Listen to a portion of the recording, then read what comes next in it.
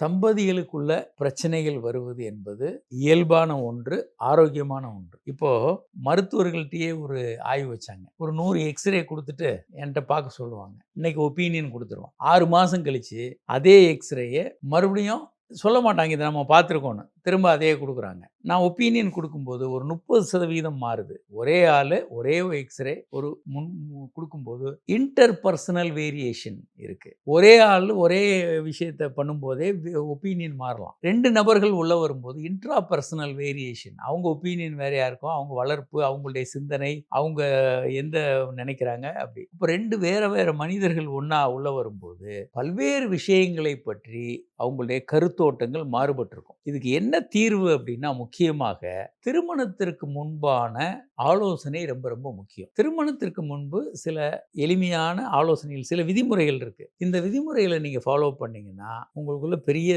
சண்டைகளே வராது.